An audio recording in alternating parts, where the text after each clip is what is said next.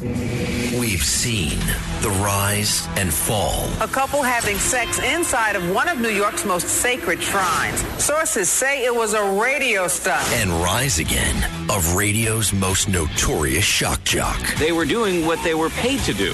Shock.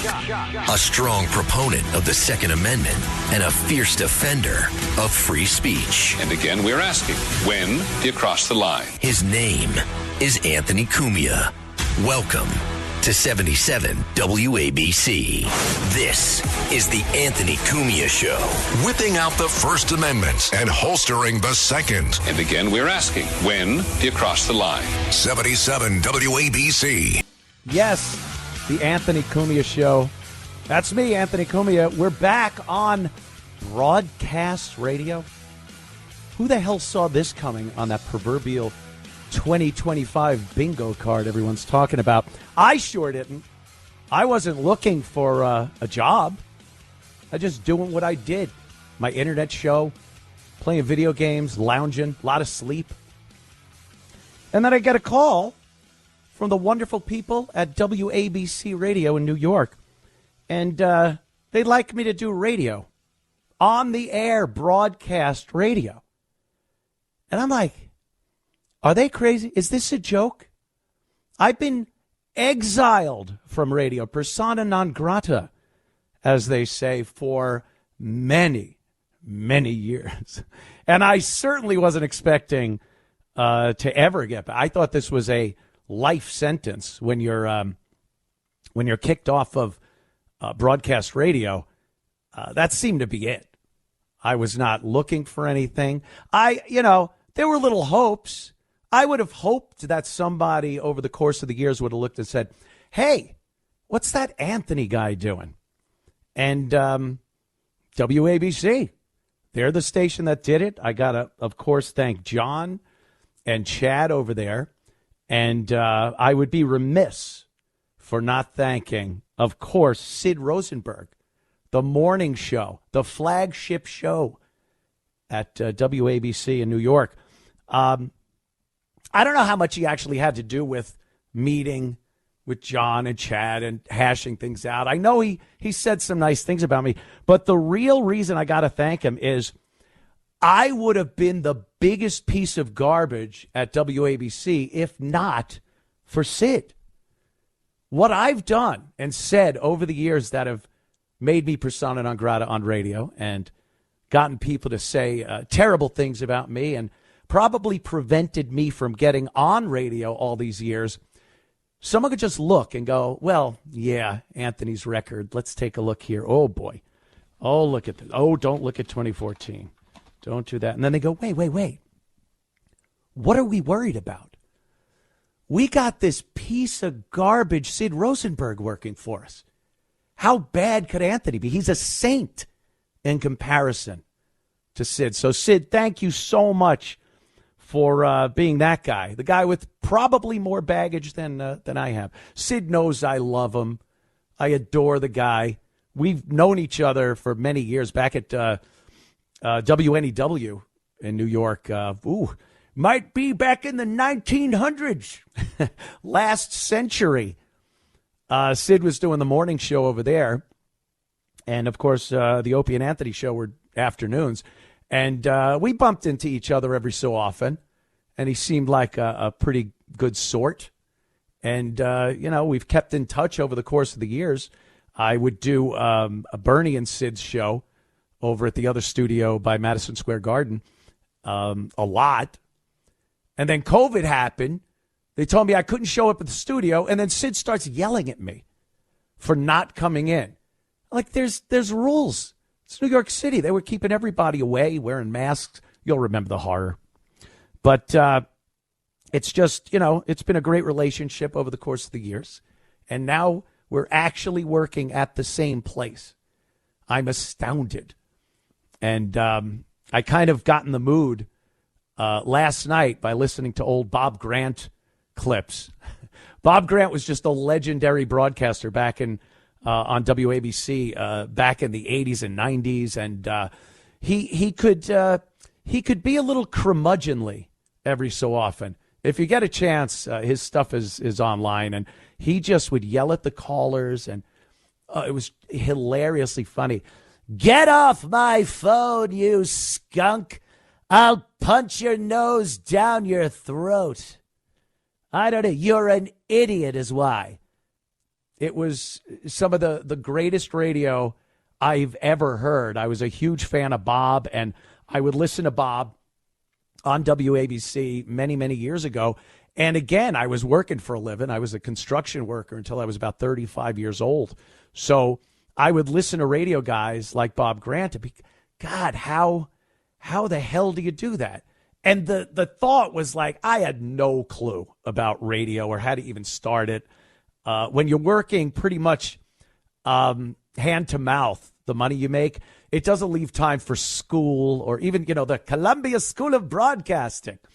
It didn't leave any time for any of that. So you just work and time goes by and you have these dreams and aspirations. And, for the most part, without that element of luck, they never really come to fruition. And it's sad. It's sad for a lot of people. I consider myself unbelievably lucky for how I got into the radio business many years ago on Opie's show on WBAB out on Long Island, New York. I'm a Long Island guy. And then we moved on to Boston, WAAF, and then New York, WNEW. And we were, let me try to explain to some of the kids in the audience what we were. We were a creature that was known as the shock jock. I'm not kidding. That was an actual thing, children. Gather round, and I'll tell you a story about the shock jock. This was a real job in radio a few years ago. And what it took was for the shock jock to be the worst possible human being you could find. Just irritating, obnoxious. All they talked about was sexual innuendo and body functions and sexual innuendo, racial jokes, misogynistic jokes. It was supposed to be, here comes the name, shocking. So this job as a shock jock was given to a few people over the course of the years. I guess Howard was considered a shock jock years ago, and Mancow, and there's so many around the country.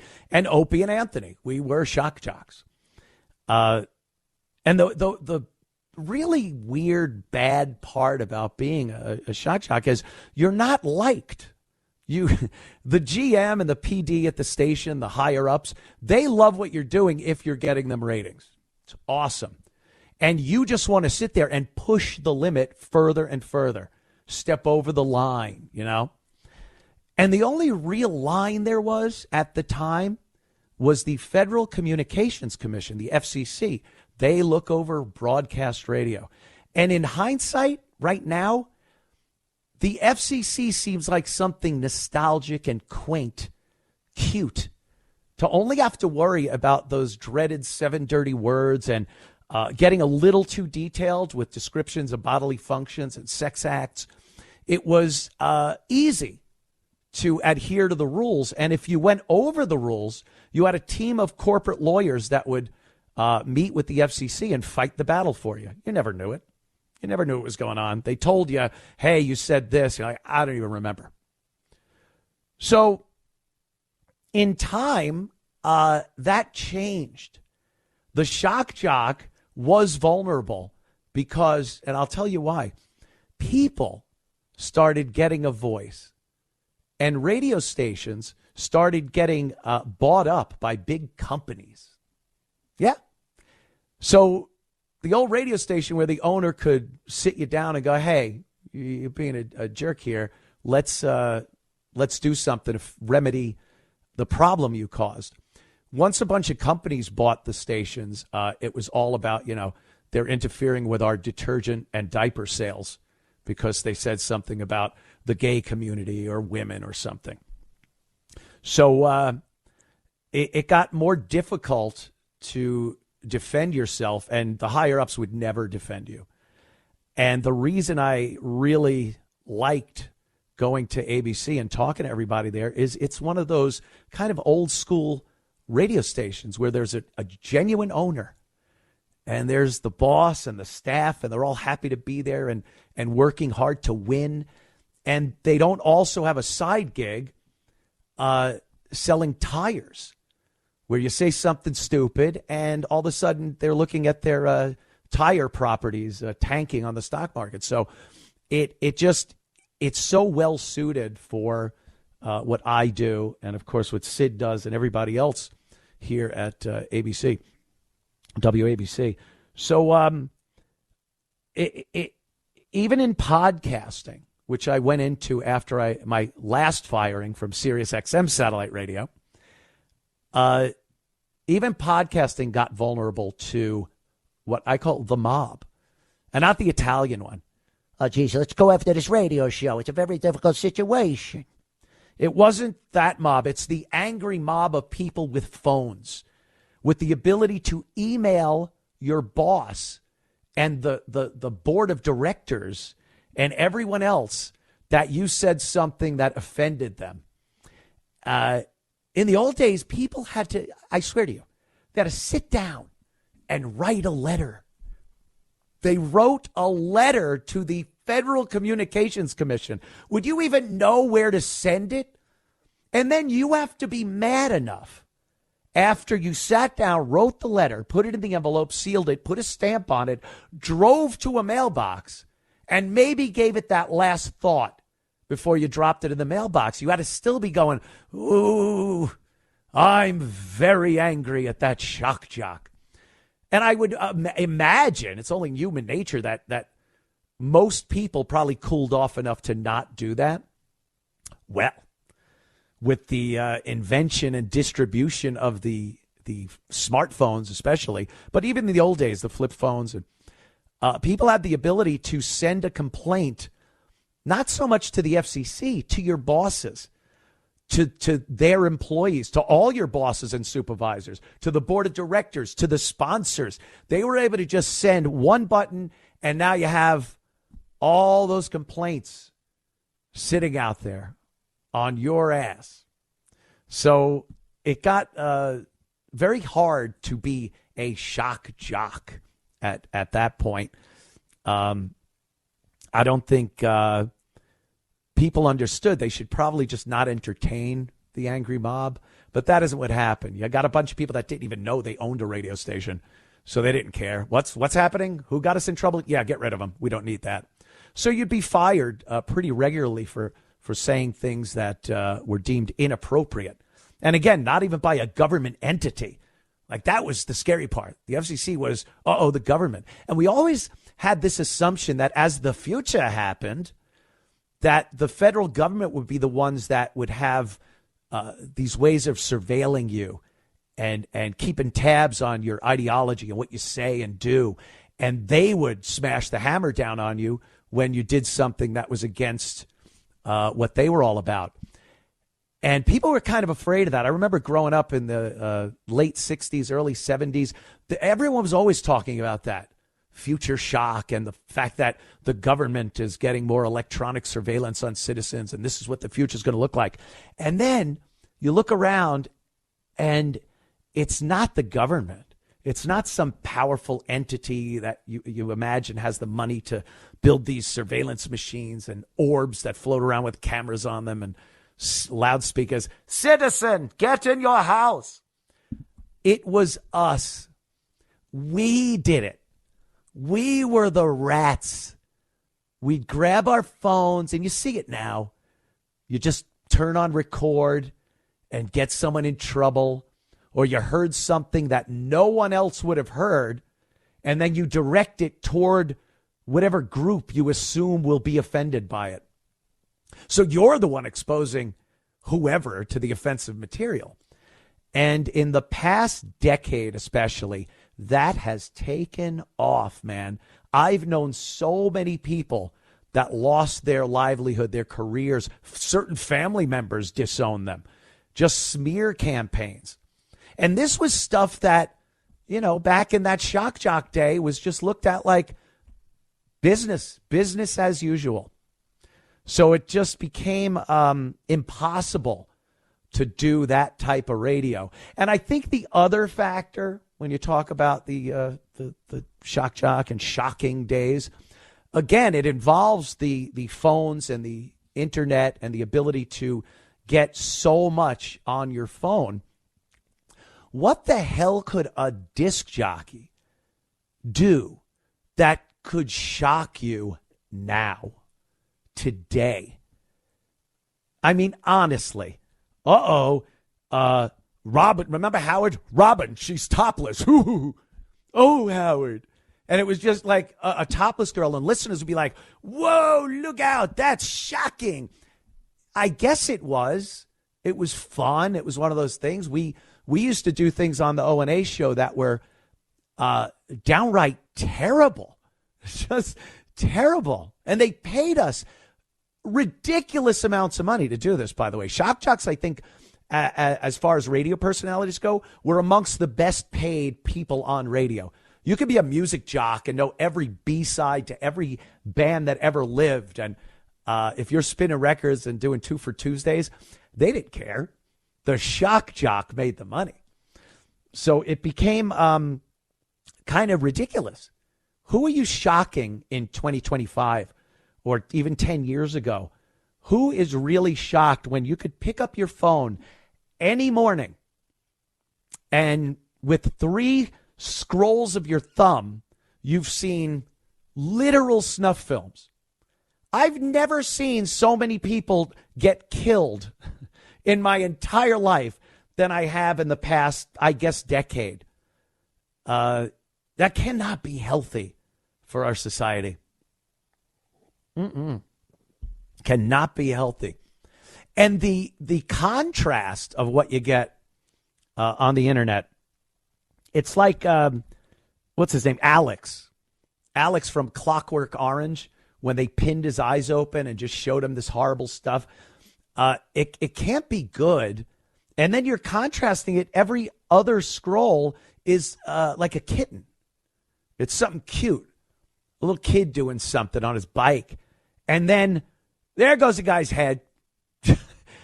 and no one can convince me that that isn't unbelievably bad for the human psyche. But again, the shock, get back to the shock thing. Who cares? You can't do what was done years ago. The O&A show, one time we had a blind guy on Easter. Blind Dave, his name was, hold an Easter basket. And a girl was launching Easter eggs at him. And being blind, he had to use like sonar or his hearing to get it. Now, I'm not even going to try to describe to you how she was launching these eggs. That was shock. They hear that, the ratings go up, we get a raise. There was another time, remember when cell phones had lost signals and you'd go inside and you'd lose your phone call? We were wondering if a cell phone could get a signal in the same place that she was launching eggs from. So we did it. And we called the cell phone and we heard a muffled. It was disgusting, terrible. And we got the pats on the back and the handshakes, and that was awesome. And like that was the shock jock back in the day. And again, you were just loathed by everyone in the business, especially the music jocks. They hated you. But like that's what happened. I think those two things, the mob rules of people that just want to get other people in trouble and report them for being offensive, the rats, and the internet just becoming something where it's horrifying. It's just some of the worst stuff you'll ever see. So what's really shocking anymore? It's very quaint, as I say. You know, stuff we used to think was, oh my God, that's crazy. Now it's cute. It's just adorable, and it's not all that shocking anymore. So, and another thing is these like podcasts.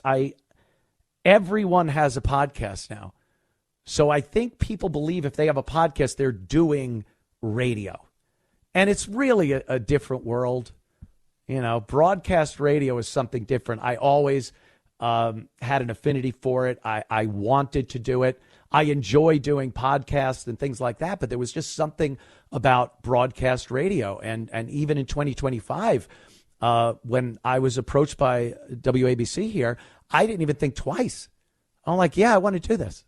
I enjoy doing this. And that's a pretty important part of, I guess, doing anything that you're going to do with your life is liking doing it. I thank God and fate and luck and anything else.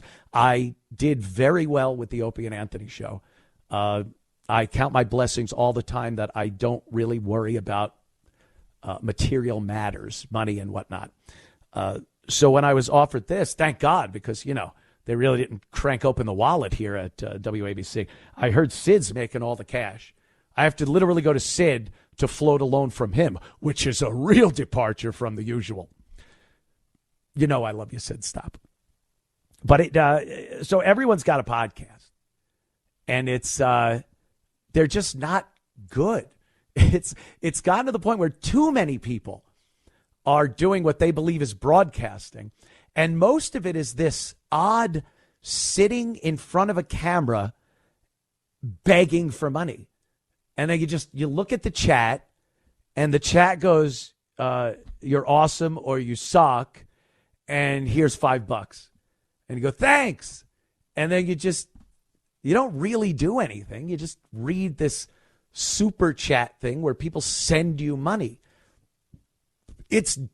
You'd be very hard pressed to tell me this isn't digital panhandling, that you're not just sitting, because you're not really performing. I don't know what some people are very talented on podcasts. I don't want to make everybody sound like they're terrible, but the sheer number of podcasts would lead you to believe that most of them aren't very good.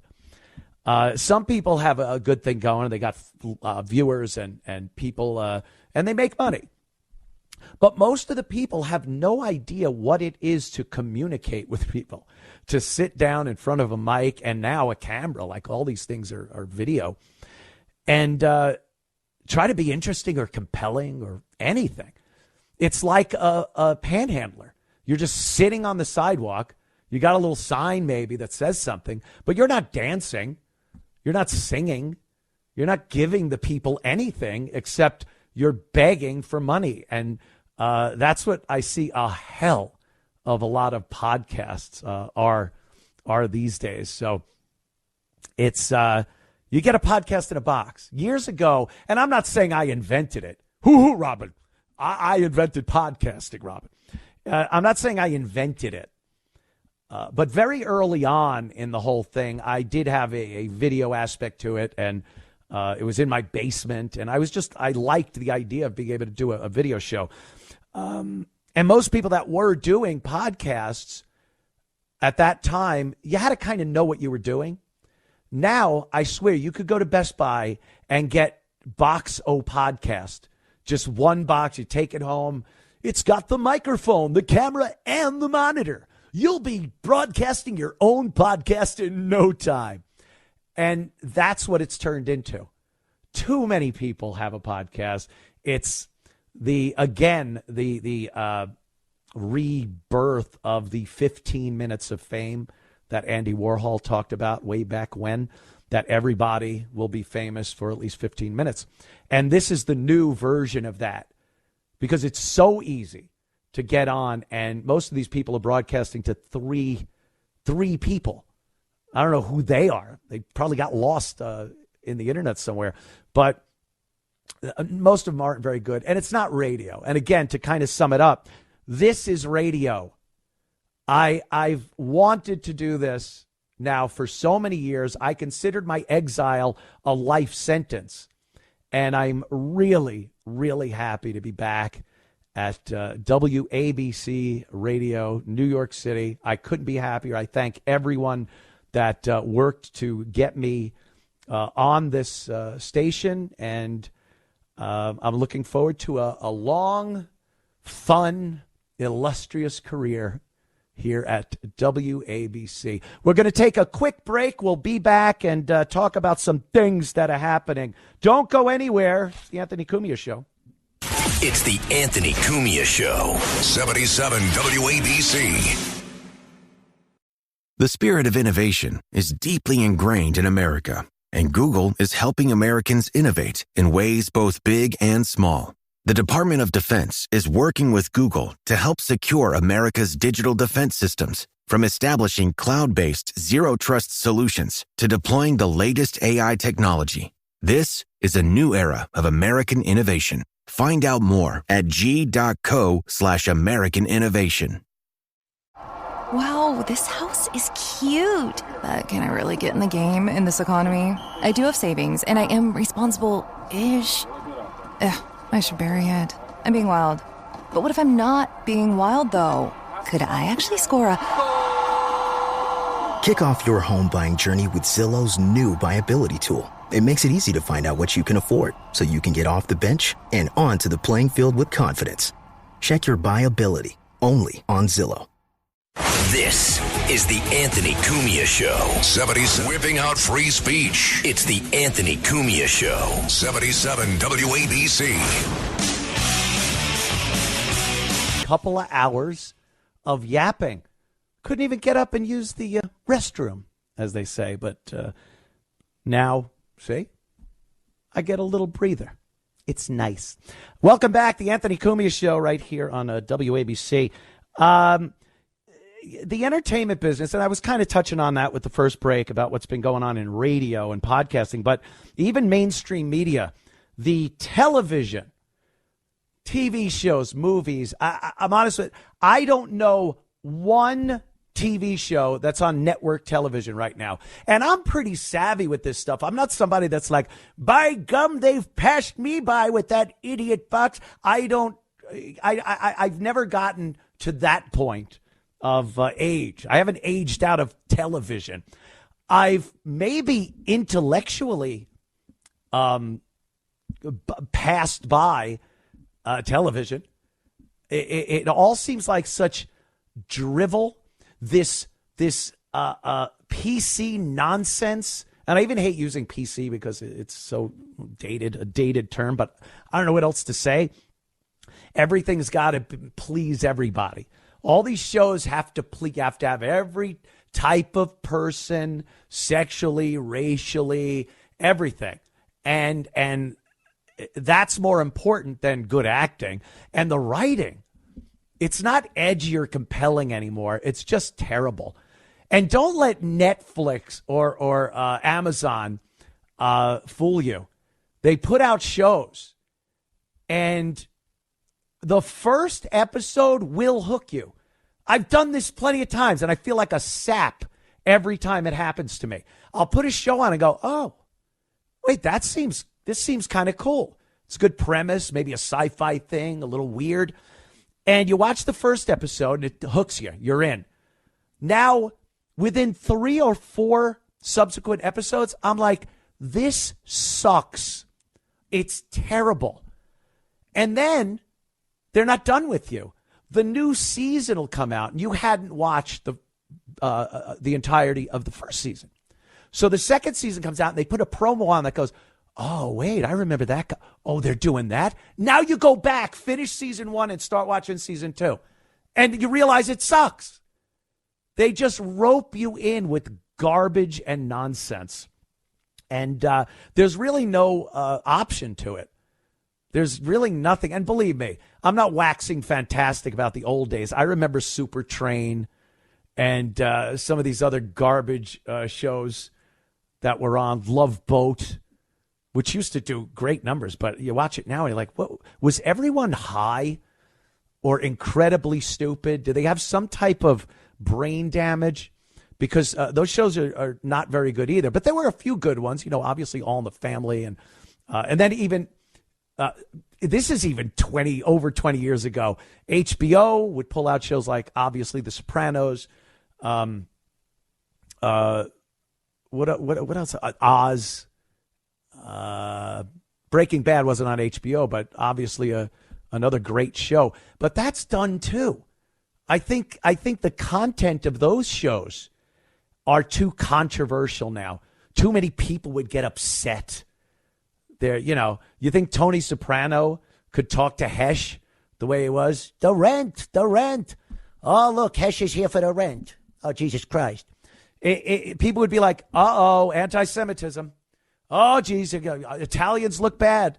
You can't do that. And it's silly, and it ruins everything. And I think there isn't one show that is well acted and well written right now that I have any desire to see. And like I said, I'm pretty up to date on these things. I know what's on. I just have no ambition to watch it.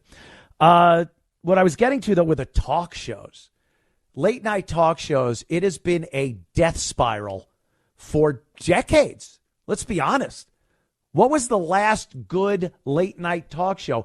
I guess Letterman and Leno, when they were going at it, and it was still fun, and Jay would make fun of every politician as long as it was funny. There was no agenda to it. And then these late night talk shows like, Kimmel, of course, and Jimmy Fallon and Seth Meyers, and they just all of a sudden became propaganda. And you can't even call it anything else. They're owned by the big networks. The networks, obviously, if you've been asleep for the past 10 years, you would still know that mainstream media, and especially the big three networks, have just been a propaganda machine for the left. They tried their damnedest to get rid of Trump. And, in some cases, quite literally, get rid of Trump. We all saw it. The onion layers had been peeled back. Donald Trump, I think, is responsible for some of that. He called them out when every other politician would just lay back and be quiet and not say, hey, I think you're lying. I don't think that's the truth at all. And we're all seeing it now. And it's proof. There's proof. There's something called ratings. No one is watching. Any poll that comes out says that mass mainstream media, the big news broadcasts, are full of crap. They are lying to us. They have zero faith in them. And I think that's what we're seeing. And when you look at a late night talk show, years ago, you expected entertainment. That's it. You wanted entertainment. Now, under the guise of entertainment, you're constantly being beaten over the head with a liberal agenda. It doesn't stop. And I have a clip here of Stephen Colbert. He's talking to Jane Goodall, who is the chimpanzee lady. She's the monkey lady. This girl's around monkeys all the time. She loves them. Have a banana. She was on the show, and like back in the Johnny Carson days, if an animal expert came on, she best damn well have an animal with her. She wasn't there to talk about politics. The monkey comes out. Johnny hugs the monkey. It kisses him. Everyone's laughing. Doc Severinsen is, gay. Happy. It was back then when the word gay was happy. He's all happy, and Ed McMahon is rolling on the floor, not because he's laughing. He was intoxicated. It was a great time to be alive. So they would have had the monkey there. It would have maybe took a dump on Johnny's desk. He gives that stare at the camera. The audience is dying laughing, and they go to an output commercial. No politics. The only politics you saw, he dressed up like Reagan, but then he dressed up like Mondale or Carter. It was always just for the joke, not to try to get an agenda across. Now, it's pathetic. Watch this clip. It's Colbert talking to the monkey lady, Jane Goodall, and it's all about climate change. One of the candidates here in the United States for the election will take place in November is Donald Trump, who has said at various times that global warming is a complete hoax being propagated by the Chinese for reasons that he doesn't explain. And also that global warming, on the other hand, isn't so bad because we'll have more beachfront property. What do you think the proper response is to someone who so cynically minimizes the crisis? Well, somebody who said what you just said to me, I would say, yes, there'll be more beachfront property, but the old beachfront property will be gone because of rising sea levels. Mm-hmm. So it doesn't make any sense. And you can't be a climate change denier because we have the hurricanes, we have the floods, we have the fires, we have melting ice, we have sea level rise, islands are disappearing. And, you know, then some people say, oh, yes, but that's a cycle of nature. So I said, well, suppose it is a cycle of nature. Shouldn't we get together with our intellect and try and do something to protect our children for the future? Sure. The dinosaurs going extinct was a cycle of nature. Dinosaurs going extinct. By the way, did I say watch this clip before I went to it? I think I did. I'm so used to a video medium.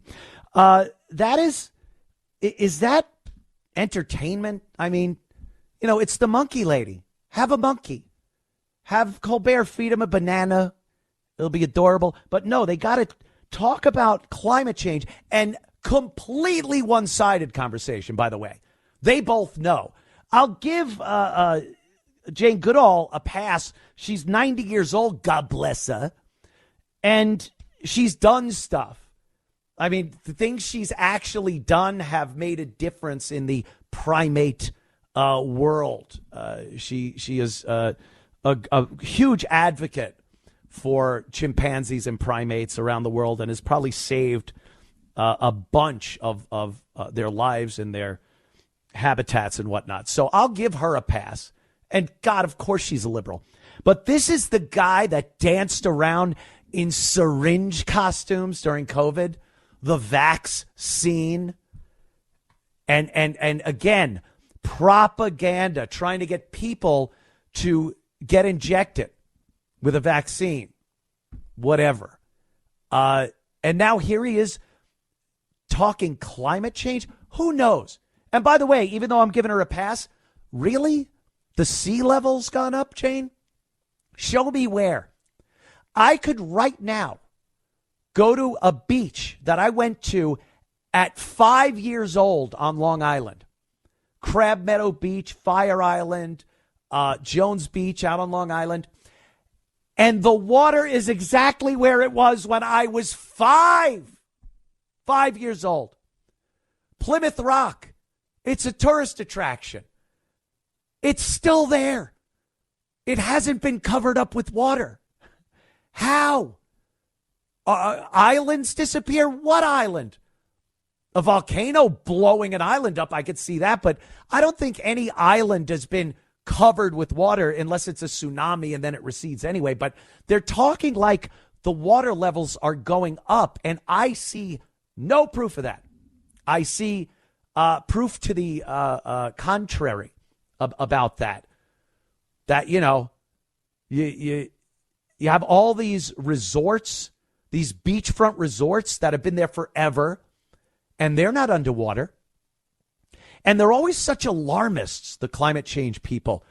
You see these posters sometimes or videos, and they come up with these AI videos of what it's going to look like when, you know, it finally happens. The thing they've been talking about for 60 years finally happens.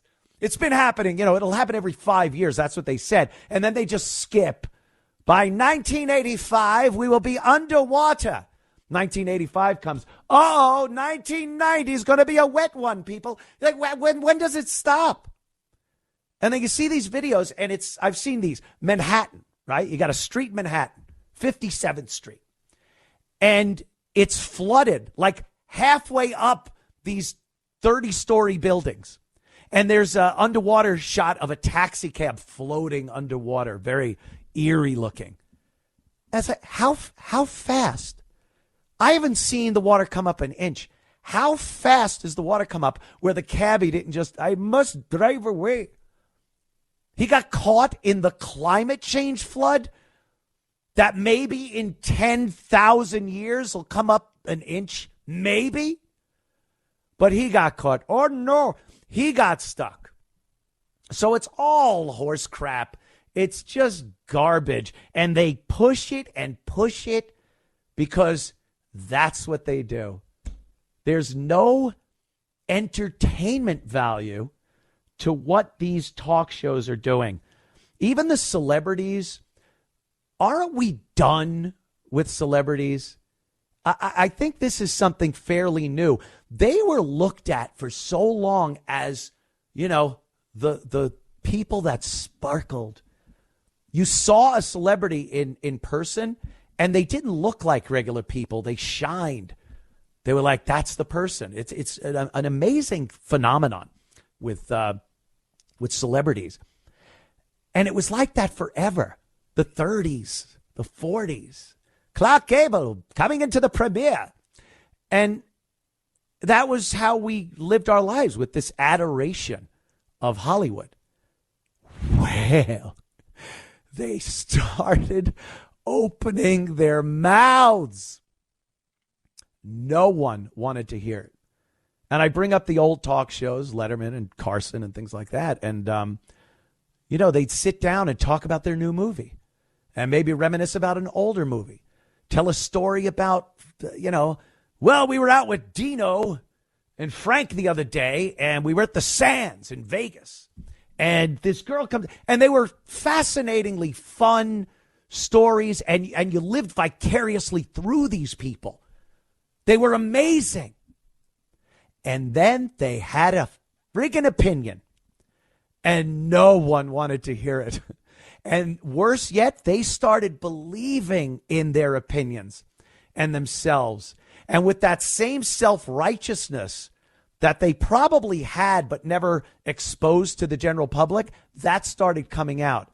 Hey, let me tell you what you should be doing with your money. Let me tell you where to live and who to live with, and how you should feel about certain sexuality or circumstances. Or they just come out and they want to tell you how to live your life. And they're blithering idiots. Unless they're telling some kind of an entertaining story about Sammy in Vegas or so, you don't want to hear it. You don't want to hear what they're thinking. For the most part, they're empty vessels. Most actors are just morons. They have nothing in their head, because I truly believe that when a writer writes a character, they could dump it in that empty vessel that's an actor's head. And then the director dumps where you're supposed to stand and move move your head and arms. They don't have the ability to do that in a regular human setting. So when they go on these talk shows, which, by the way, are propaganda machines, they're supposed to toe that company line. And they do it, but it's so insincere and it's so pompous. And we don't care. We don't want to hear it. And you think back, I think the ratings for award shows are a great barometer of how sick and tired of their garbage we are. The Oscars, the Emmys, the Grammys, the ratings are nowhere near what they used to be when we had an adoration for these celebrities. And you see them now and you're like, I don't care. I just don't care about these people. They lost it. The glitter is long gone, people. And, I don't think it could ever come back. We're just not taken.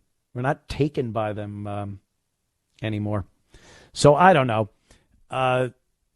There isn't one celebrity I could think of that I've heard their opinions on world events that I go, yeah, not even that I agree with it or disagree with it. They just sound like idiots. They sound like blithering idiots talking to you. And then you get the real hardcore ones like De Niro. Talk about destroying your legacy.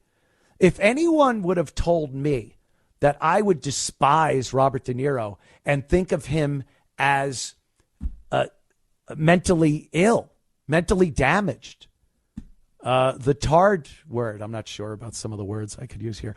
But I would go, come on, you're out of your mind. Really? Taxi Driver? Really? King of Comedy? Casino? Goodfellas? All these movies, that's his legacy. I'd certainly throw away a Rocky and Bullwinkle and never even talk about it because he has these great movies. And what does he go and do? Opens his stupid mouth. We never heard from De Niro, by the way. Some of his biggest movies came out. I don't remember ever seeing him on a talk show. Sitting there, Johnny, this is a great movie. I'd play a mobster again. I don't remember hearing him talk about anything. I don't remember him on these shows. And then Donald J. Trump. The escalator ride down the Trump Tower. And so many of these celebrities that had an impenetrable barrier of admiration were just naked because they lost their effing minds over Donald Trump. When De Niro starts talking about how he'll take him out back and beat him up. This is a guy in his 70s, and he's talking about beating up at the time another guy in his 70s. And De Niro, like tough guy, he played a few tough guys in movies that were pretty convincing. Goodfellas, you know, he's stomping Billy Bat's head with Pesci. Yeah, I get that. I still don't think he could have actually done it. I think he was wearing shoe lifts that were about 4 inches high. He's not a tall man. And then you hear him talk. He's an idiot. He starts talking about beating up Donald Trump. And then you see him in The Irishman. And they try to recreate a scene where he's stomping someone a la Goodfellas. It is the saddest thing you'll ever see. It looked like a child with muscular dystrophy trying to shake dog crap off his sneaker. That was exactly what his hands are flailing and his fingers are all goofy and convulsing. He made this face that did not look tough. It looked like he needs assistance. Hold his tongue down with a spoon. I think he's having a convulsion. So, you know, there are these people that had these reputations and this legacy, this film legacy. And now you see them. Look, I'm still going to watch Goodfellas. I'm still going to watch Casino. But you look and go, oh, this idiot, this jerk. All right, we're going to take another quick break, and then we'll be right back with some more stuff. So come on right back. Don't go anywhere. Anthony Cumia Show. It's the Anthony Cumia Show. 77 WABC. Make your next move with American Express Business Platinum. Enjoy complimentary access to the American Express Global Lounge Collection. And with a welcome offer of 150,000 points after you spend $20,000 on purchases on the card within your first 3 months of membership, your business can soar to new heights. Terms apply. Learn more at americanexpress.com/business-platinum. Amex Business Platinum. Built for business by American Express. It's the Anthony Cumia Show. 77 WABC.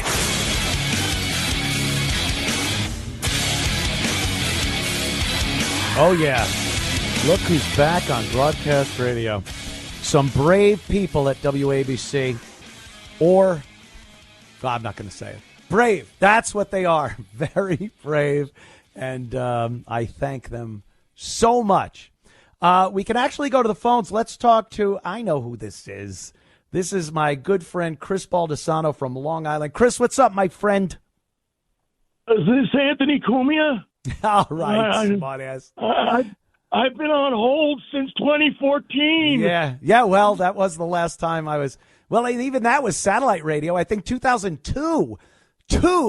Was actually the last time I was on broadcast over-the-air radio on WNEW. So it's been probably 23 years since I had show on broadcast radio. Crazy, right? What's up, Chris? How you doing, man? Let me be the first to welcome you back to broadcast radio. We are all so proud. I've known you for many years, and thank you, man. And I know this is something that you've excelled at, and we can't be happier to have you back. Welcome. You've brought back AM radio. We're all listening to AM radio right now. It's crazy, right? It's unbelievable. I know. My car radio broke about 6 months ago, and I had to get it fixed. And the reason I got it fixed because it wasn't getting AM radio. This is a true story. You've been a friend of mine is also on. Yeah, you've been an AM guy for quite some time. You're into sports. You're into the ball games and everything. So those are people that still have amplitude modulation units in their automobiles. So that's awesome, man. I definitely appreciate it.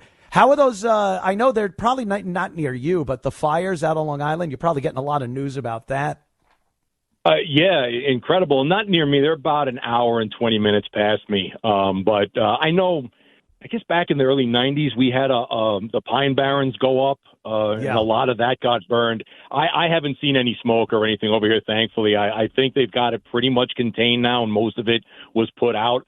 I know our good friend Mikey out there has had his whole area around his shooting range got torched up, but thankfully everybody's okay. And I hope everybody made it through that without a lot of damage out there. Yeah, my sister Dawn is in Myrtle Beach, and she just dealt with an evacuation and the helicopters flying over and the water and the fire. And then my brother's out east on Long Island, and he starts talking about seeing the helicopters. And so they're chasing my family. It's a conspiracy. I know it. Unbelievable. It's just like you were talking about. It's the climate change. Climate change. That's what they say. It's so stupid. We're having fires and hurricanes. She called a hurricane a hurricane. Go back to your monkeys. She says hurricane. And meanwhile, there have been much worse hurricanes and tornadoes and flooding. And they want to make it sound like it's never happened before. Yet it's just part of the planet. It's how this planet lives and breathes. And like Carlin said, we are merely the fleas on the back of a dog when it comes to Mother Earth. We are. It's circular. It all comes around. Everything. Look, things are going to burn. It's going to, take time. It comes back, and then years ago, it'll burn again. It just makes more room for more vegetation, and it's that's the way things go, man. Chris, I'm going to let you go. I'm going to, they're telling us you have to go. I'll see you probably later on PGA 2K25. We'll play a little golf later online. You got it, man. Good luck and welcome aboard. Thank you, buddy. Take it easy, man. Yeah, Chris is like he'll be the representative of everyone that wanted to call to say, Anthony, man, it's so cool to have you back. Thank you. And I do appreciate the hell out of it. You guys have been so awesome about this, and I definitely appreciate it. I have a tragic story. I know we're supposed to not really keep things light. I mean, how light is the world these days? But there's something here that begs the question. Tesla, the Cybertruck, was involved in a drunk driver high-speed accident that took the lives of some youngsters. The driver, 19, Soren Dixon. Soren Dixon! Yeah, is Soren Dixon? Soren Dixon! Soren Dixon had a blood alcohol level of 0.19. That's over twice the legal limit when he lost control, slammed into a retaining wall, and turned the truck into an inferno. Couple of passengers died. They said miraculously one guy lived. And despite the flames, firefighters said the Cybertruck's massive lithium-ion battery did not ignite. Because that's the big thing that people are worried about when these cars have some really high-energy accidents, is that battery's going to go up, and those things just don't go out. The fire departments need insane firefighting equipment and chemicals to even try to put that out. You put water on it, it gets worse. It's crazy. Science. So I wouldn't just say that if I wasn't thinking something here. Don't these trucks and Teslas drive themselves? don't they have autopilot? And not like cruise control, like the old days. You know, I put on my cruise control and I crawled in the back. These are self-driving cars. They're autonomous. They have automatic navigation. You could put in your address from whatever gin mill he was obviously at or a party, and that thing will drive you home. And it will do a much better job than somebody with an 0.195% blood alcohol level, I would assume.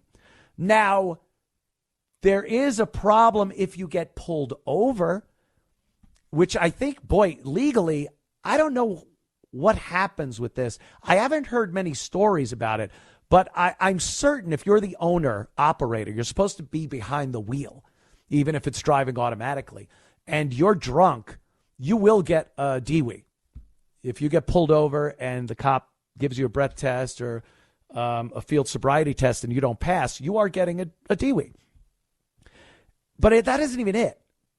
Like, take the chance that you might get a DWI. And what the hell is the Tesla going to do except drive impeccably home using directionals, doing the speed limit, stopping at every stop sign to a complete stop? So I don't even know what a cop would pull you over for. But if you're drunk to that level, let the thing drive you home so you don't kill yourself and other people. That seems like the solution there. And I wonder if any other cars, people in Teslas that had been drunk, have been pulled over, and if their lawyers have tried to litigate that, hey, this guy wasn't driving. You know, there's a responsibility you have in the vehicle to monitor autonomous driving. But, you know, are you really responsible for the what this vehicle's doing when you're drunk and you're not controlling the car? Interesting. Yes, I will go to a break, and then we will come back for the second powerful hour of the Anthony Cumia Show. Stay tuned. This is the Anthony Cumia Show. 77 WABC. It's the Anthony Cumia Show. They were doing what they were paid to do. Shot. 77 WABC.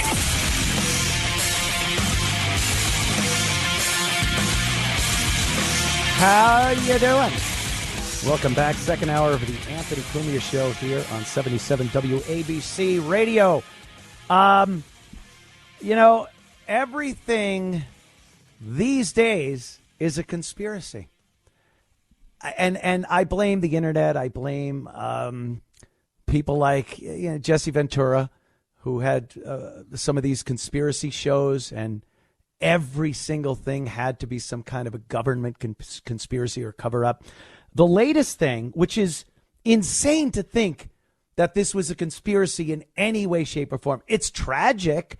It's weird that it happened this way, and I had my theories, and then when I heard what actually happened, it was even weirder and more tragic. But the death of Gene Hackman and his wife, his longtime wife, Gene was 95 years old. I mean, this guy gave us just amazing performances in so many movies. I watched Mississippi Burning the other night, and the entire cast is fantastic, but Gene Hackman is great. As a kid, I loved the Poseidon Adventure. He was the lead. It was an ensemble cast, but he was really the lead in that, the hero that sacrifices himself for the victims of the capsized ship. And just amazing. He had a long career. I think the guy retired in the 2000s at some point, but he was 95 years old when he died. Not a bad contract. Not too shabby. But everyone was wondering, it was such an odd circumstance. He was found dead by an open door in a mudroom. You know, you open the door and you get a little area to take your shoes off and whatnot. He was there. There were sunglasses that he appeared to be wearing that were off his head when he had hit the ground. His wife was in the bathroom. She was dead on the floor, and there were pills scattered all around her.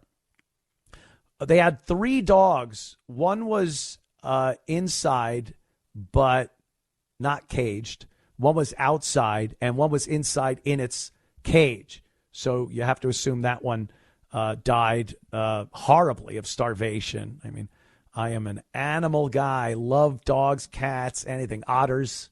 Show me an otter video before I see a beheading, and I'm happy.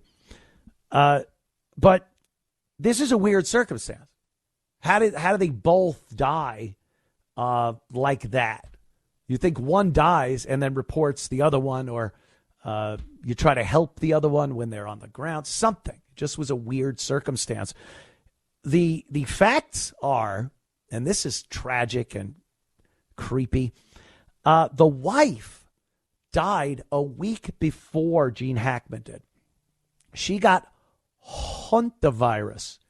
You know what hantavirus is? It's down in the Southwest, Arizona, New Mexico, those states. And it's from mice. Mice leave their droppings all over your house, and the dust that forms when these droppings die and turn into powder, if you breathe that in, you can get hantavirus. And that's what she got. And she was no kid, I think she was in her 60s, 65 or something like that. And she died first. Everyone, and myself included, I thought that Gene Hackman would have died first, being 95 years old, and then maybe the wife killed herself or, was trying to get him medicated. I thought she might have seen he was on the ground, ran in to get his medicine, and slipped and hit her head in the bathroom, and the pills went flying, and they're both now dead. But no, she died first from the hantavirus. You get fever, your lungs fill up with fluid, and it's not a pretty way to go. And then for a week, 95-year-old Gene Hackman is walking around the house. He has Alzheimer's. He has chronic heart disease. And he just walks around for a week before he drops dead. Maybe at that point he had decided to leave. Maybe he was going to try to go out and walk somewhere, or he had gone out and he was coming in. But at the point he was in the mudroom, he was out of gas, and he fell down and died. And it's tragic. It's an odd circumstance, but the internet, man, social media, right when people heard they had died, they were like, I know what this is about. He had news on Hollywood. He had news on what Hollywood was doing and with the kids. And it's like, no, he's 95. He just died.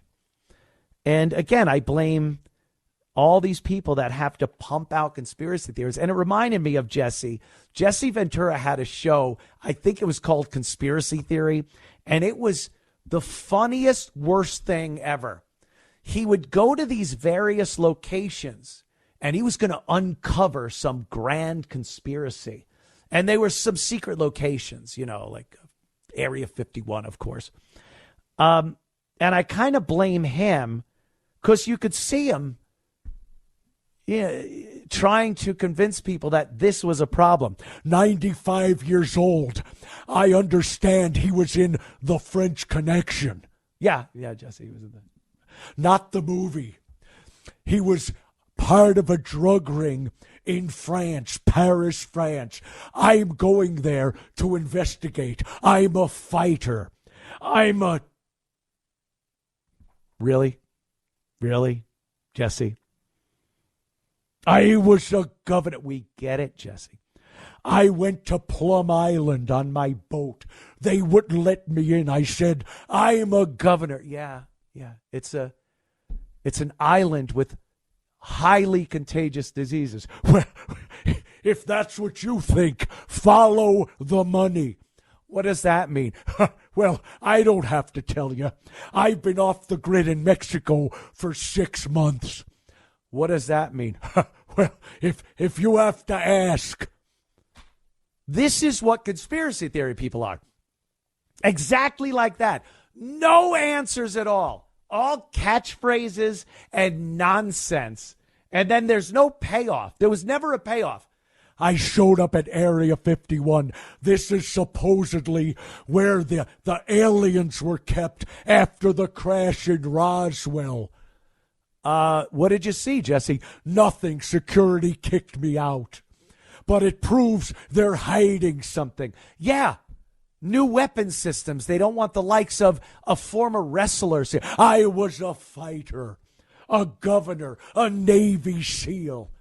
Now you're a blithering idiot who isn't getting into any of these places, Jesse. Not a one. But this is the definition of these ridiculous conspiracy theorists. They have nothing, never have anything, and they want to convince you. They absolutely want to convince you that there is a problem. He was 95. His wife was very old. She had hantavirus, and he wandered around till he dropped dead. It was the Illuminati. No, it wasn't the Illuminati. He was 95 and died, Jesse. Something else real quick before we go to break here is spring break. Spring break. Every year, the youngsters, they run from their colleges to resort towns in the South and maybe in Mexico, in the Gulf of America, and they have a great time. They have a great time doing terrible things that they will regret for their entire lives, especially you ladies. A story came out about spring break Airbnbs. Now, I don't like Airbnbs anyway. I don't like things like bed and breakfasts or Airbnbs. I don't want to stay at someone's house. Put me in a Hilton. Put me in a whatever, Renaissance hotel. I'll even stay at one of those stupid boutique hotels sometimes. But it's got to have a bar, and it's got to have, I could throw my clothes and towels everywhere, and someone's going to come pick them up. I don't have to feel like I'm the bad guy when the woman that owns the place and's cooking, she got to come up and pick up your underwear off the floor. I will take that washcloth. I don't like telling people some of my personal business, but in a hotel, I will take that washcloth and scrub in some terrible areas. Terrible. You don't even want to think about it. And then you know what I do? Do I rinse it? I take it and heave it into the corner of the shower. The thwack sound it makes as the soap and God knows what else, hair and DNA splatter on the wall. That's how I want to stay when I go somewhere. I don't want to worry that I'm insulting the owner of the place. And then they have all these rules. You got to strip the bed and put it in the washing machine and make sure everything's where it was when you... It's a hassle. What am I, housekeeping? I don't want to do it. I stay in hotels. I also do this with friends that go, you coming into town? I'll stay at my place. No, I don't want to. And it ain't just me being a slob. I don't want your garbage. I don't want to go into a shower and see one of my buddies' pubes on the bathtub spout. I don't want to think about what he's doing in there. The soap. Yuck. I go to a hotel, my friends. I suggest you do it too. But these spring breakers, will-o'-the-wisp. They're young. They're inexperienced. And they just want to, have some loose sex and drink and that. They're not thinking about the problems and the dangers of the Airbnbs during spring break. The hot tubs are the problem. And I'm sure everything else is, the beds and everything. But all of these places, especially for spring break, have hot tubs, jacuzzis, if you will. And these things are disgusting petri dishes of bacteria. And you know why. I mean, these people are doing ungodly acts in almost boiling water. The temperature of the water is so good to foster and grow bacteria in. Oh, they snuggle in there. The bacteria has its arms on the edge of the thing, and it's looking around going, this is awesome. What a party. So they go into these things, and they get these diseases and rashes. What was one called? It was disgusting. It was like Legionnaire's disease. Legionella. It was the Legionella virus or something. Yo, Legionella. Legionella. And these kids are coming home and getting these rashes all over their body. And yeah, you got to assume you have a communicable disease because you've probably been doing terrible things. How do they get into these things? One night they're in there. They come out the next day, and it's a giant vat of egg drop soup. The whole jacuzzi is just a floating mess of gummy. Well, that's what they're doing, though. They're kids. They don't know any better. But it reminded me, being that we're broadcasting in New York and around the world through the app and the website. But New Yorkers might remember of a certain age, of my age. I never went there. A place called Plato's Retreat. There used to be things, and there probably still is. It had to make a comeback, right? What am I, naive? Like they don't have these around anymore? But during the 80s, when AIDS reared its ugly head, all these bathhouses were closed down. Department of Health went into these places like gangbusters and just said, you guys are being very naughty and very dirty, and you are spreading some incredible diseases. So in the 70s and 80s, it was popular for men to meet at these places like Plato's Retreat. And, you think a spring break jacuzzi's bad? The skimmers in the pools, it looked like a basket of bread pudding when they went to clean them. I'm not kidding. A towel boy told me once. What they would find in that skimmer, it was actually evolving into a new life form because these guys just couldn't control themselves. So I don't know. If you're going on spring break, you might want to watch what you're getting yourself into. I don't think you want to. Any parent, by the way, I don't know how parents do it. I don't have any kids. If you don't know me, I just don't have any kids. It seems like a real hassle. I like doing things. I like just 4 a.m. if I want to play a video game or, go out all weekend and do something. I don't have to worry about a kid. I just can't. I can't be bothered. Selfish? Perhaps. But I just don't know how parents can go, yeah, sweetie. Yes, my little angel. Go to spring break knowing what goes on there. And if you think you know your daughter, I know she's not doing it. Someone is. I think the vast majority of dads think that their daughter isn't the one. Well, then who are all those daughters doing terrible things? Oh, my God. It's heart-wrenching, I think. I'm glad I don't have to deal with that. But I don't know how parents do it. I don't know how they let them. Like sometimes I read these stories about how their parents, they chain their daughter to a radiator and they're found when they're maybe in their 30s. They could barely talk. It's like they're feral. And the cops put the mugshots up and go, oh, these pieces of crap. How did they do this to this poor girl? And then you see what happens in the real world and you go, you got to weigh it out. Maybe it balances out when, you're going to sacrifice your own life going to prison, but she didn't go to spring break and go in a jacuzzi and, breathe out of the old flesh snorkel, as they say, if I may be so bold, sir.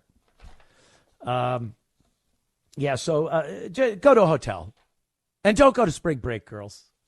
Every guy wants to have some type of intimate relationship with you, and it's probably not going to bode well.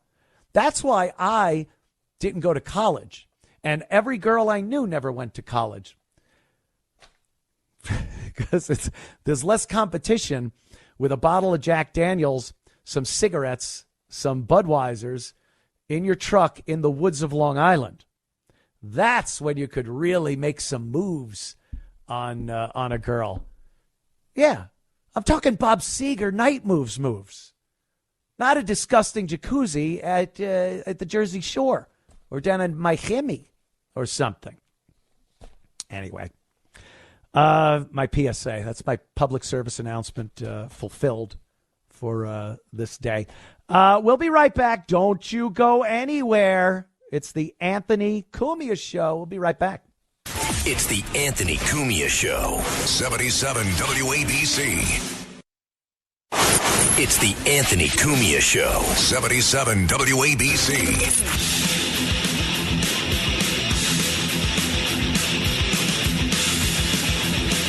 We are back at the Anthony Cumia Show right here on 77 WABC. And I guess we could delve into a little politics or whatever the hell is going on in the world of Washington and all those, useless people. I am loving what Elon's doing. I love the Doge thing. It's just something different. We needed something different. That 4-year stint of Biden-Harris was a catastrophe, and it was just lies, unbelievable propaganda and dishonesty. Any reporter worth their bones saying that Joe Biden was cognizant, and, we've heard all the things. He's sharp as a tack. The White House interns can't even keep up with him. All garbage, all absolute lies. That was perpetuated by their spokespeople and the mass media, the lying propaganda wing of the left mainstream news media. And they haven't stopped. It's like the Democrats had one play. They just have one picture, football teams, two of them, Democrats, Republicans, or Trump, not even Republican, Trump and the Democrats and the liberal left. And they have one play. And after 2, maybe even 3 times, you go, oh, they do this every time. They don't have a plan B for anything. So all they do, they saw how damaged they were during the election, even the lead up. Did anyone actually believe Kamala Harris had any chance of winning? I was afraid because I thought they'd steal it again. But anyone that looked and said in a legitimate, on the up and up election, Kamala Harris has a good chance of winning was an idiot. You're just a complete dope. It wasn't going to happen. But the media lied. The excitement behind Kamala Harris, she is a juggernaut. Look at her. You're like, I'm not saying this. And they do the same thing they did with Hillary, the celebrities, the singers. Oh, Beyonce's coming up. No one cared. How much is the gas I'm pumping into my car? Is the border wide open? Are our allies taking supposed allies taking unbelievable advantage of us? Those are the important things, not Beyonce getting up and she wouldn't even sing. She annoyed everybody at Kamala's rally because she wouldn't sing. But I get off the beaten path here. Let me go. What I was talking about was the crime, the corruption, the stealing, the unbelievable misallocation and misappropriation of our taxpayer funds. And Trump brought up a great example. He brought up quite a few examples at the joint congressional address he did last week. One that he brought up specifically was this $2 million scam involving Democrat Stacey Abrams out of Georgia. She was in charge of $2 billion. Her and another, in an organization that she was part of. But the Biden administration, right before checking out and Trump checking in, gave her and this organization $2 billion with a B dollars. And the plan is ludicrous for this money. It's an insanely big number. I mean, I don't know if people know billion, but if you have a pile of $1 million, it's 1,000 of those piles. You'd crap yourself if you saw one pile and it's $1 million. You go, wow, that's a lot of money. Now 1,000 piles in your yard. You're just looking at that's 1 billion. There's 2 of those. That's a lot of money. So she decides she's going to use the money to give free, on our dime, taxpayers' money, free appliances to people in a small town in Georgia, DeSoto. And this is going to lower their energy costs. And this is something she wanted to sweep the nation. And if you do a little math, this is in effing sanity. Listen to this clip. She's talking with Chris Hayes over at MSNBC, which is beyond regular NBC, ABC, CBS News as far as being a propaganda. They have no credibility, journalistic integrity. They don't even know what it means. All they do is toe the company line, and they're toeing the line of a company that is gone already. It's Titanic Industries. Why are you still shilling for an administration that is gone? But they have their marching orders. So here's Chris Hayes shilling for Stacey Abrams, who then tries to explain what this $2 billion appliance deal is. Listen to this garbage. One of the ironies of the attack on you, and I'm going to play what he did, was that my understanding is the program at the source of this whole thing is a program to lower costs for people. Do I have that top line correct? You have it absolutely right.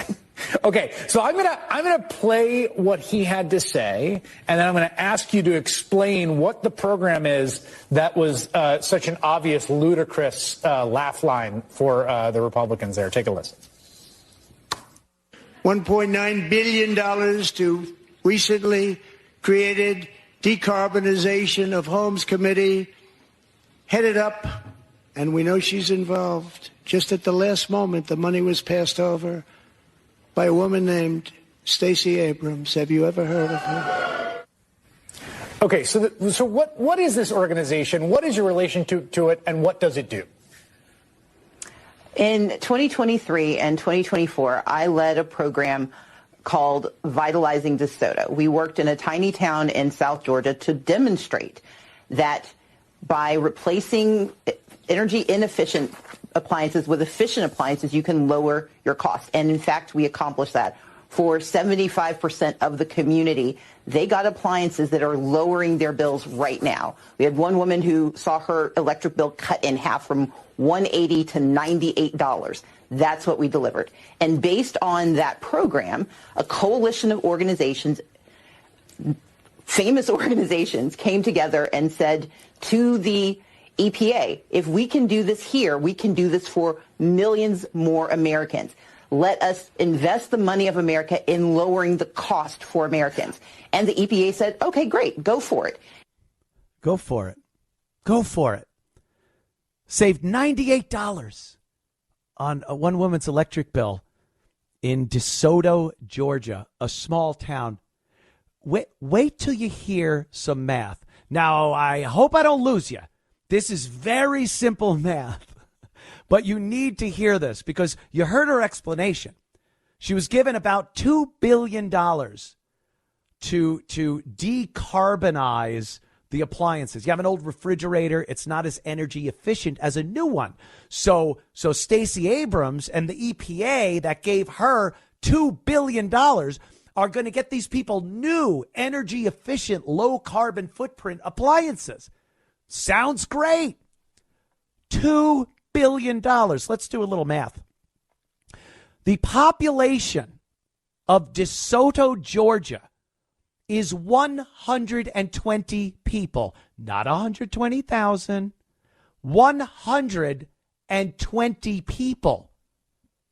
75%, which she said that's who got this $2 billion benefit. That's 90 people, 75%. If you divide $2 billion between 90 people, it's $22 million per person. That's a lot of stoves. That's a lot of microwaves, a lot of refrigerators. How the hell can this idiot, this criminal, justify $2 billion for 90 people, getting them new appliances? You could buy them all palatial mansions in the Hamptons for that money. You're right next door to Howard. Hoo-hoo, Robin. And then here, I'll give you a little out on this. Maybe there's some left over. Maybe they didn't spend the entire $2 billion on appliances for the 90 people in DeSoto, Georgia. All right. Then where is it? Where is the rest of this money? There's no receipts. There's no accountability. And no one's told anyone where this $2 billion is. And you want to tell me that they're on the up and up? And these are the same people, by the way, that are crapping themselves over Elon and Doge looking into this stuff. It's been business as usual for decades and decades. No one's ever looked into this stuff. No one has looked at it. The first people that ever took a peek, Donald Trump, Elon Musk, Doge, are seeing corruption and misallocation of funds at a galactic level. And we're supposed to just not like that they're doing it? They'll get on the news, Stacey Abrams and Elizabeth Warren and Maxine Waters, and all of them will get on TV and look you right in the face through the camera and say, Trump and Elon are trying to steal your money to give it to the rich corporations in these tax cuts. Donald Trump and Elon Musk are trying to steal your information.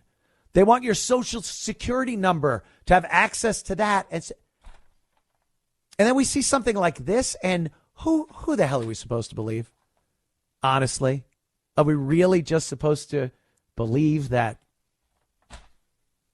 they're the good guys? When you see $2 billion disappear and the only receipts they might have is 90 people in DeSoto, Georgia that have some new stoves and a microwave or a washing machine. 22 million apiece. That you cannot account for that.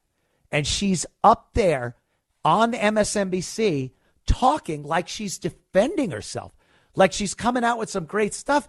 Any lawyer would tell her to shut up. Are you out of your mind going on a news show and implicating yourself in this? Are you mental? And, there's Chris Hayes smiling. Yes, that's what we knew. We knew that Trump and Musk and Doge. This is what Pam Bondi needs to jump on. This is the stuff Pam Bondi needs to jump on. Not the... God, that Epstein file thing. Phase one. By the way, phase one.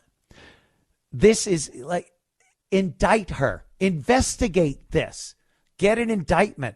And she's one in the huge crowd. They've all been playing this game. And we look at and talk about, they talk about all the time, how the hell do we have this huge deficit? This is why. We're paying money to criminals. That's where our tax money is going. So I would love to see something come of this. We see congressional hearings. We see these politicians, they get censured or they get chastised or whatever the hell other slap on the wrist punishment they give these politicians. But how do you defend this one? You better come up with $1,999,990,000, because I think the rest can maybe retrofit some appliances for 90 people. But unbelievable. This is what we're dealing with. And like I said, Bondi's got to jump on this. She has to come up with something big after this Epstein file debacle, which is exactly what it was. It was a publicity stunt. I think they thought it was going to be this big payoff. It was show business. This wasn't doing something that the American people looked at and said, wow, this is what we want out of our attorney general. It was a joke. She had these files. She didn't even know what was in it. She gives them to internet influencers who jump around in front of the White House like they just won the Publishers Clearinghouse sweepstake. And then they start putting it out to the public, and it's nothing. It's all redacted, and anything that wasn't redacted was stuff we had seen 1,000 times before already. And I've said this before, and mark my words on this one. You will never see the true damage and the people that were involved in that Epstein, a crime against humanity. You will never see it. And there's a reason. They've come out recently, and I guess Pam Bondi had said, well, we'll put these out, but stuff is going to have to be redacted for national security reasons. National security. So I'm being led to believe here, if it's a national security issue, that Epstein was a informant, a confidential informant to the FBI, or there are some really, really powerful people caught literally with their pants down, that perhaps Epstein was blackmailing them, had video or audio or pictures or all three. And it doesn't make sense for national security reasons that you'd have to keep this from the public. They've even had that for years with the Kennedy assassination. Well, there are still people alive. Who? Are they 110? Well, there's still, techniques that were used that are, shut up, whatever. But that was so long ago, and it involved the president. And you look at something like this and go, what could possibly be a national security issue with Epstein? And then I was thinking about it. It's no one thing. It's the whole thing. If some of the people involved in this, or most of the people involved in this, were unbelievably powerful people in this country, Hollywood, Washington, how could you put a list out there with people that are still in unbelievable positions of power? Could you imagine? Like, you're not going to see this perp walk. It's like, ladies and gentlemen, let's look. Oh my God, it's Steven Spielberg. He's being let out in an orange jumpsuit and chains around his ankles. Steven, what were you arrested for? Oh my goodness, look who's coming out next. It's Tom Hanks. Tom, you look great. What's your next motion picture? And can you do it from prison? Here's Lady Gaga, covered in child's blood. This is wonderful, Lady Gaga. You're never, ever going to see this. We'd love to. People should be held accountable. But do you think people in that position of power are going to be arrested? And not even because they don't want to get them in trouble or because they're powerful. They are so influential and have their roots dug in to this country and have so much to do with the economy of this country. Because really, what's keeping me from believing that every single powerful director, producer, and actors in Hollywood have something to do with pedophilia and trafficking and all the horrors we've heard over the course of the years? Imagine Hollywood shutting down because everyone that does anything of note is arrested. It couldn't happen. It's an industry that is so crucial to America, it becomes a national security issue. And now when you bring politicians into it, politicians that are still serving, they're still senators, they're congressmen, governors, mayor, whatever, at such a level that it would absolutely gut the government. That's a national security issue. You try explaining what else could possibly be a national security issue where they have to redact these papers, then it would be such an impact on everything. Morale. Never mind just economically, morale. Oh, we got nothing. They were all pieces of garbage. Yeah, I think that kind of, kind of looks bad, and it kind of screwed the country up, and that might be why they're making it a national security issue. But that's why it tanked, and that's why Pam Bondi looked bad. Go for something with real substance. Don't go for this, internet meme viral thing. Oh, look, we got we got some Epstein files that implicate who? The guy, the fat guy from Head of the Class that was smelling girls' feet at Nickelodeon? His name escapes me at this moment. But, yeah, that guy, you're going to throw him to the wolves? Someone will get thrown under the bus, but it's not your huge, your huge names that you see 20 feet across on IMAX screens. None of those names. None of those names, my friends. So Pam Bondi's got to get on the ball and look at some of these politicians that are multi-millionaires on a $225,000, $250,000 a year paycheck from their service. Don't you love hearing that one? Whenever one of these politicians drop dead, it's so funny to hear the eulogies and the statements from other politicians. The sacrifice of service that he gave to this country. It's just so amazing that somebody cared so much to, yeah? How much was he worth? Oh, $200 million. What a service he did for the country. All criminals. Nancy Pelosi, Maxine Waters, again, another. There's a whole bunch of them that are just stinking filthy rich, and no one even knows how. And we have to argue and debate that maybe they shouldn't be able to buy stocks and commodities. These people that know everything that's going on in every business in the country, every new regulation that might help or hurt a company, and they're allowed to buy stock in those companies.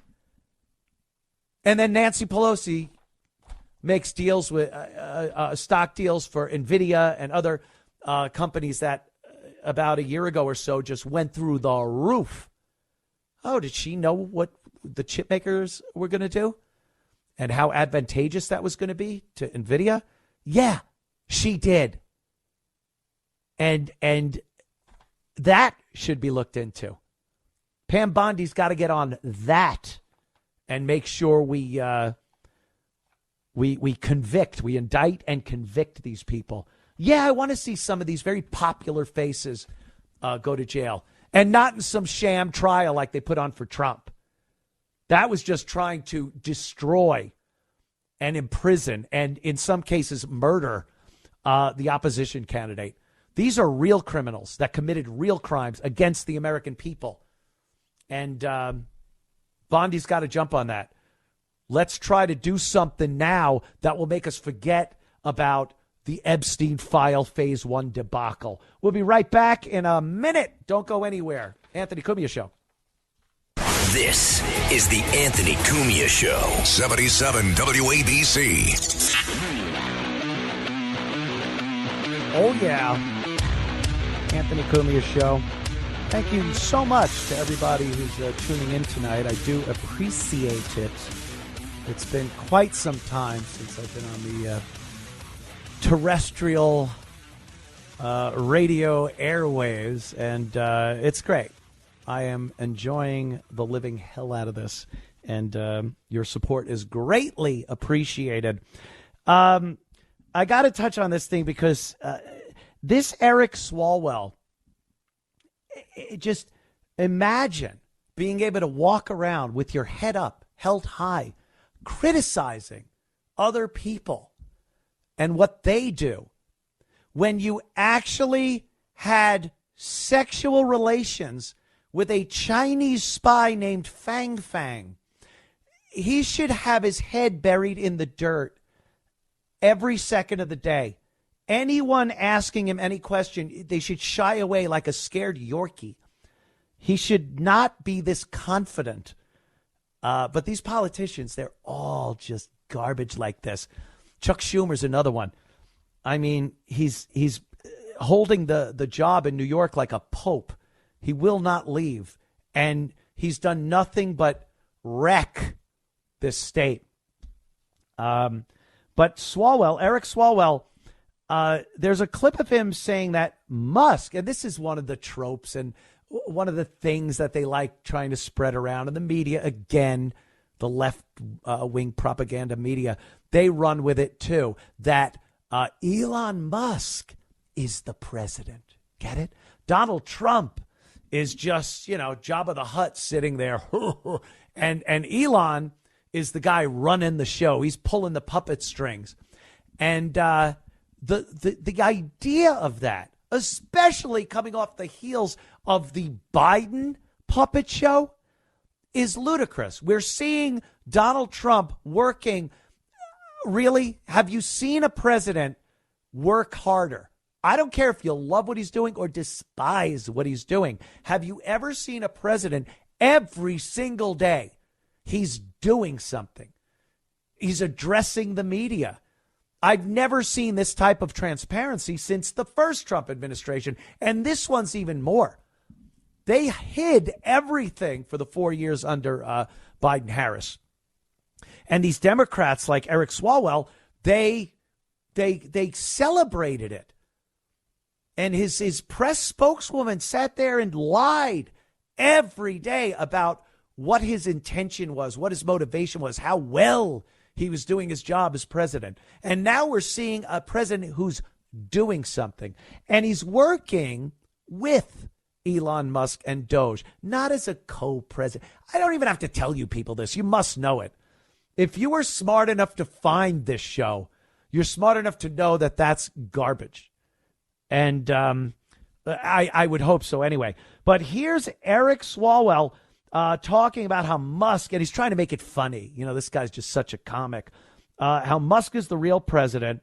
And he dropped an F-bomb right at the beginning of this statement. And I'll have something to say about that, too. Let's listen to this clip of Eric Swalwell. What a week, huh? You know how weird this week was? I went to the State of the Union, and the president didn't even speak. He just sat up in the visitors gallery like a total weirdo and let his press secretary do all the talking. What a week. Get it? Get it? Because Elon was up in the gallery and Trump was down there and... Ugh, shut up. Do you understand? We still don't know exactly who ran this country for 4 years under Joe Biden. We have no clue. Was it Obama? Was it globalists? Was it the Illuminati or so? We don't know. Decisions were being made that directly affected us and this country. Lives were at stake. And we have no idea to this day who is actually pulling the strings. And this guy's trying to imply that Elon Musk is the head guy and Trump's his flunky. It's all they got. Like I said, they're playing one play. And they get plowed over every time they get up and do the same play again. And the American people are looking at this and going, no more. I know this is a bunch of garbage, and we aren't going to stand for it anymore. The other thing is the cursing. Like Donald Trump, it works for Trump. He went to the rallies and he'd get He'd start talking and he'd drop S-bombs and F-bombs, and it fit. That's Donald Trump. Donald Trump was a builder. He built buildings in Manhattan. Do you know what it took in the 80s to get a yard of cement into Manhattan? You had to sit down with the 5 families. He had to be able to make deals with the 5 families. It's natural for him to say, throw an S or an F-bomb out there every so often. These people just sound stupid doing it. And again, it's like memes. They can't meme. They try to be energetic. It looks stupid. They're doing a dance, a TikTok dance. They just come off looking terrible. The American people finally see it. And every day that goes by, we're seeing more and more of the lies. And we see right through this facade that they care about you. How do they care about you if they're robbing us blind? How do they care about you if they're looking at what Donald Trump and Elon are doing, trying to save the taxpayers' money, and say, we're the ones that aren't lying? They're lying. It's such nonsense. And I'm glad we woke up. I hope this isn't just a speed bump. I hope the Trump administration isn't just a speed bump to the next disaster. Ladies and gentlemen, I got to tell you, what a great time. My first show here on WABC Radio. And again, I want to tell everybody I appreciate all the support. I want to thank, of course, John and Chad. And of course, my good friend. Should I even say his name? Sid Rosenberg. Have a great night, everybody. And we'll see you next Sunday.